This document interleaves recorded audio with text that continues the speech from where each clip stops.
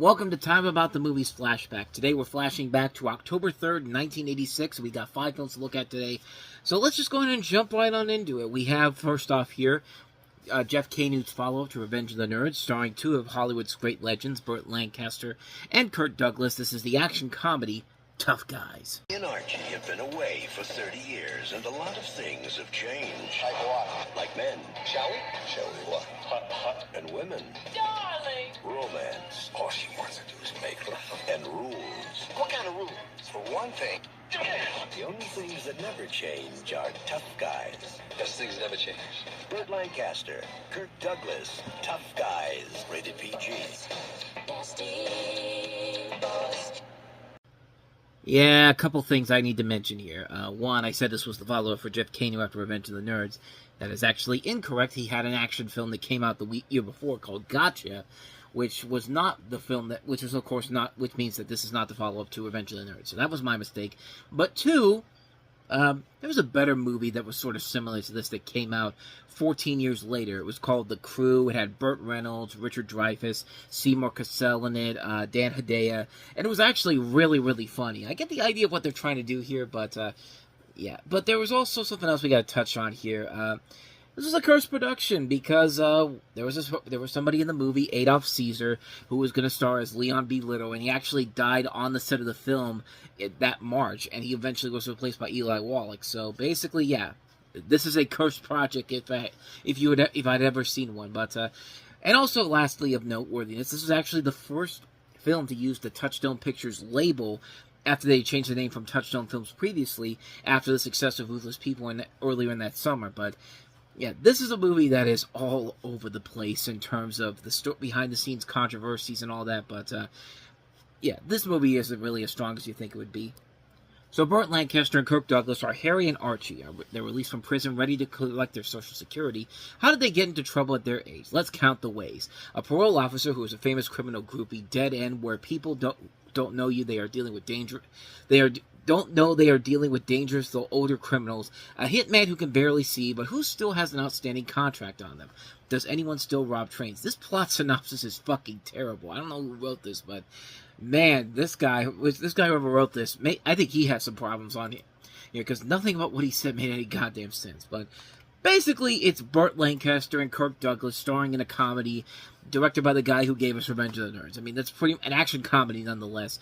You also have characters played by Charles Durning, Darlene Flugel, and also Dana Carvey. Right around the time I think he was starting up on Saturday Night Live, if I'm not mistaken. But, I mean, it's not a bad idea to bring these 2 legends in here on a movie like this, but like I said, there was a much funnier movie that had a similar concept to this. We have older guys as criminals, and that was The Crew that came out 14 years later by Touchstone. It just feels like there's way too many things going on in this movie in terms of the plot, in terms of these older actors in here, and it just really didn't feel like, I don't know, it didn't really feel like there was a lot there to really work with it here. And, this was not the first time these 2 have worked together on movies. They made a ton of films back in the day at their prime. I mean, between the 40s and 60s, they made, 5 movies together. So this was their 6th film all alone. 6th film together in general here. But it's a film that had potential to it, but it just doesn't feel like the script overall really had an idea of what they were trying to go for here. And it just kind of suffers from a lackluster script, not a whole lot of good jokes overall. And just you have a director who's made stuff like Revenge of the Nerds and Gotcha, working with these 2 veterans, and trying to do a movie like this with seasoned veterans is going to be tough to do unless you have a good idea of what to do with them. And this film doesn't really feel like it has that in general here. Plus, the scripting overall, the comedy overall isn't that great either. And we've seen other movies that do this better, like Going in Style is one of those examples. I mentioned The Crew. Stand Up Guys, we just talked about that. A movie that had a similar idea to this didn't quite work overall, but at least they were trying here in those. But this one doesn't quite work overall. It's kind of a lackluster film in general. There's not really a whole lot there that makes you laugh overall. And yeah, it's cool to see Burt Lancaster and Kirk Douglas together on the big screen, but give them something to do. Give them a script that's actually worth it, and don't just play stock characters here. Just give them something to do, honestly. That's the biggest problem with this movie. There's nothing really going on here that makes you want to stick around and see this, and it's kind of a shame because of all the talent that's on board in here. So Not much more to say about that one. That's Tough Guys. So let's get to the good stuff that came out this weekend, including an Oscar winner in Children of a Lesser God. Children of a Lesser God, help me. Teach me. Love has a language all its own. Okay, I swear to God, I thought Marlee Matlin was going to give William Hurt a blowjob in the water when she went down first. I mean, that's the kind of mindset I had watching that. But come on, tell me you couldn't see that possibly right out of the get-go. But anyway, let's get serious here, because this is a serious movie and a seriously good film. This is Children of a Lesser God, based off of a play by Mark Medoff, who also co-wrote the script with Hesper Anderson, and it follows two employees at a school for the deaf, a deaf custodian played by Marlee Matlin in her feature film debut, and a hearing speech teacher played by William Hurt a year after he had just won the Oscar for Kiss of the Spider-Woman, whose conflicting ideologies on speech and deafness create tension and discord in a developing romantic relationship. And this has been a movie that had been in development for a little bit. I keep mentioning the Paramount 1985 Coming Attractions video, and if you watch that, they talk about how this was one of those movies that was in development, with a lot of the same people mentioned in there involved in this project, and eventually ended up coming out, and it was an overall really good film. I like the fact that the film doesn't even bother to have like subtitles underneath it when he's trying to talk to people when he's talking to this woman who's deaf. I mean, that's something that I find very interesting overall, that you have to see William Hurt speaking aloud to this woman without ever having an idea of what they're trying to say to one another, and it actually does work very well to the film overall. And I think it's something that's very unique and well done.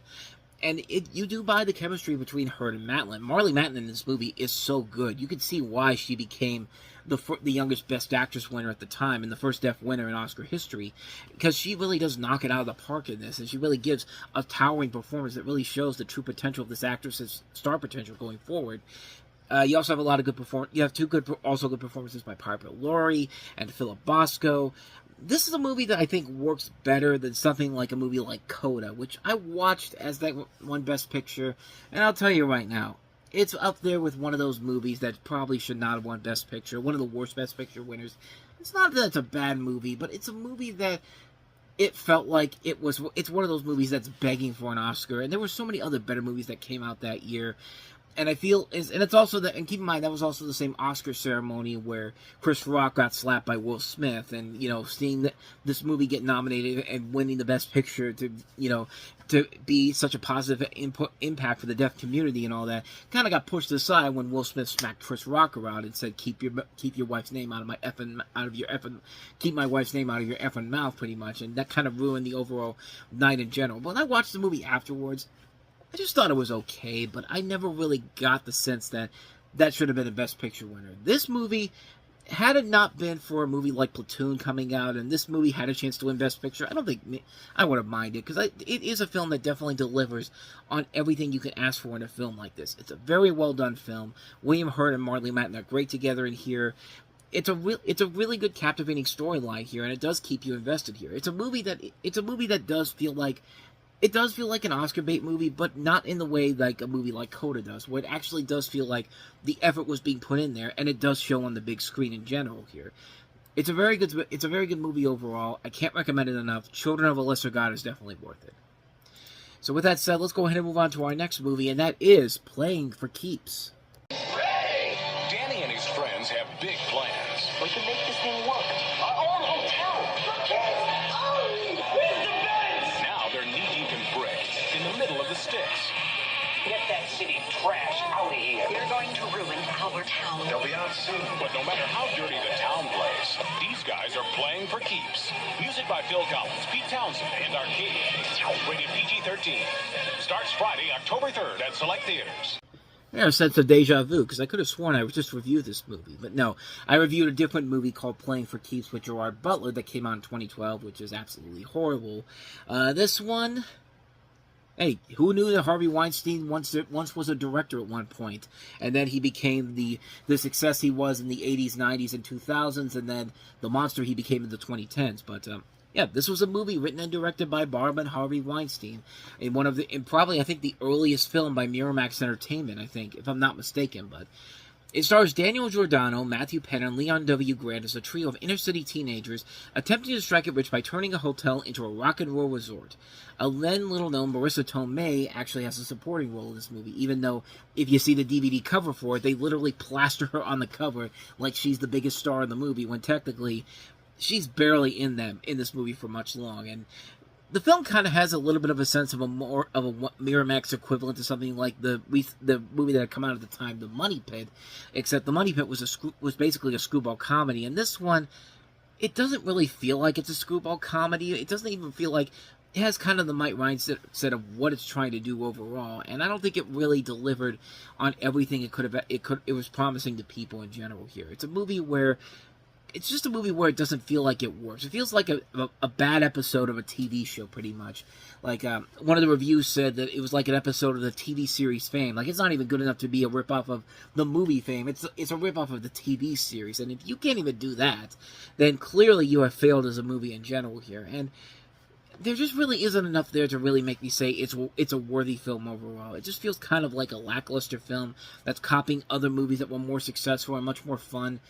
This one certainly is not, unfortunately, and yeah, it just isn't worth it overall. But hey, like I said, the Weinsteins will have better success in the future before Harvey's career ends up in smoke. And hey, Marissa Tomei will be an Academy Award winner 6 years from now, so that's good to know that these people will move on from this.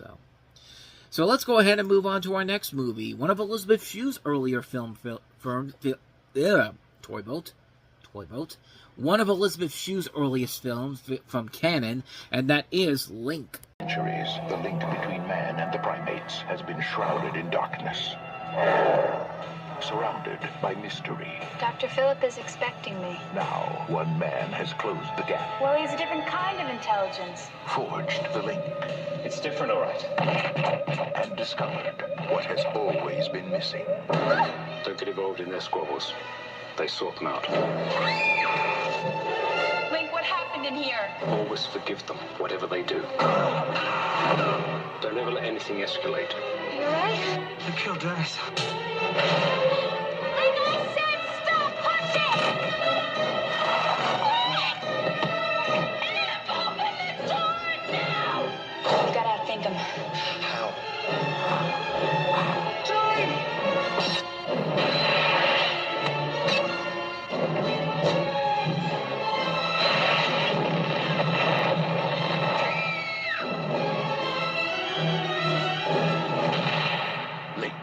Man is no longer in control. So in a way, this is basically just Rise of the Planet of the Apes, except without the groundbreaking CG effects that made Caesar a great character in that movie. Now, this one, not so much in general. I mean, it doesn't help that the trailer features what's supposed to be a chaotic monkey, but it always has that face like he's smiling all the time. It's just kind of like I don't know if I can take that seriously in general here. Maybe if he's holding a knife or something like that, maybe I can believe that. But in this movie, you have a trio of it's a story about a super intelligent yet malicious chimpanzee who's played by an orangutan who lashes out against his masters when they try to have him euthanized. And you have characters played by Elizabeth Shue and Terrence Stamp, and you also have actually an uncredited Linus Roach from the Batman Begins in this movie. But you have all these different apes in here, and despite me kind of making fun of it for being kind of a precursor to Revenge of the Nerds, I can't even remember the movie, Rise of the Planet of the Apes. Goddamn, this actually isn't that bad. In fact, I would dare say it's probably one of the Canon's better movies without being, one of its knockoff cheesy movies in general here. There's actually a little bit of creativity involved in this. This is directed by Richard Franklin, who actually made a pretty damn good sequel to Psycho that came out not but 3 years prior to this. It actually kind of worked Psycho 2. And what else? He did something before this, I thought. Cloak and Dagger. Cloak and Dagger was actually pretty good too. So he has made a couple of good movies overall. This one's actually not that bad. It's a kind of a fun, over-the-top movie that works because the monkeys, as much as I made fun of them early on, the trailer really doesn't show how intimidating these fuckers can be, because they do show that, yeah, these things can seriously go out and kill you just like that. And yeah, it's really kind of inventive and creative how they put this all together in general here. And you do feel for these characters who are stuck in this situation overall. Like, it's actually kind of an underrated little gem of a movie that I was kind of glad I found to see was actually pretty good overall. And I thought it actually kind of worked very well. Kind of fun overall. Guilty pleasure fun. Canon films, what do you expect from them? Link is kind of fun, so with that said, let's go ahead and move on to our last movie that we have here. Probably the overall best movie of the weekend, behind Children of a Lesser God, Round Midnight. And it's 24 hours a day. Time begins again. Around midnight. So in Round Midnight, you have the story of Dexter Gordon, a real-life jazz legend who brilliantly portrays the fictional tenor sax player Dale Turner, a musician slowly losing his battle with alcoholism. Estranged from his family and hanging on by a thread in the 1950s New York jazz world, Dale gets an offer to play in Paris, where, like many others black American musicians at the time, he enjoys respect for his humanity that is not based upon the color of his skin. A Parisian man who is obsessed with Turner's music befriends him and attempts to save Turner from himself. Although for Dale, the damage is already done. His poignant relationship with the man and his young daughter rekindles his spirit in music as the end draws near. And quite literally, the end drew near for Dexter Gordon because he passed away in 1990 at the age of 67 years old. I can't remember what exactly he died of. He died of kidney failure and smoking-related cancer of the larynx in Philadelphia on April 25th, 1990. So yeah, he died not too long after this movie came out. And this was one of his only, it was probably one of his only movies that he was actually in, if I remember correctly. I know he had a brief appearance in Awakenings, which I do like that movie a lot. This is a really good, underrated film that not a lot of people really seem to talk about all that much. It was a film that kind of came and went, even though Gordon got a nomination for Best Actor at the Academy Awards. But it is a really thought-provoking film in general here, and I think that the inspiration for this I think they got inspiration for The Simpsons did for Bleeding Gums Murphy with this in particular. I could be wrong on that, but you can definitely watch the story of Bleeding Gums Murphy on The Simpsons and look at this and see a lot of similarities to one another. I think they did get that overall, but you got a movie here produced by Irwin Winkler, who of course did Rocky, of course, and the Karate Kid, and all these other great movies in general here, and he does for Dexter Gordon what he did with Sylvester Stallone with Rocky Balboa and all that. And it is a thought-provoking film. It's a film it's a great character study on this guy, and he does play a lot of good music in this. Herbie Hancock does a great job with the score in this. Gordon's great as an actor in here, as well as performing the jazz compositions. It's a really good movie. It's not a long movie either. It is a little over 2 hours long, but it never feels like that you're sitting there for a long period of time. You're watching the movie as it goes along, and you never put it together that you've been sitting there for over 2 hours because you get so invested in the storyline in general. It's a really good movie. It's one that doesn't get as much attention as I think it does. I think it does actually have a Criterion Collection that came out not too long ago, if I'm not mistaken, but yeah, if you can find it out there, it's definitely worth checking out. It's a movie that I highly recommend checking out. It's definitely my favorite movie of the week, just behind Children of a Lesser God. Round Midnight, can't recommend it enough. And thus, with all that said, we wrap up Time About the Movies Flashback for this week. Next week, we're going to take a look at the biggest hit of 1986, and that is, of course, Crocodile Dundee, with Paul Hogan in his big breakout role in the States. One of the big is easily the biggest release of 1986 behind Top Gun. We'll take a look at that. We'll take a look at the name, and we'll also take a look at The Name of the Rose, which I believe is a Sean Connery. Yeah, I thought that was a Sean Connery vehicle. But those are the only two releases we'll take a look at for that weekend, September 26, 1986. So that'll be next time on the show. That, of course, will be next week. So please stay tuned for that. And with all that said, thank you so much for watching this. I hope you enjoyed it. If you did, please go ahead and do me the honor of hitting the like button, the subscribe button, and the notification button. And, of course, we have our playlist and also the previous episode we did. So with all that said, thank you so much for watching this. And until next time, I will see you at the movies. Take care.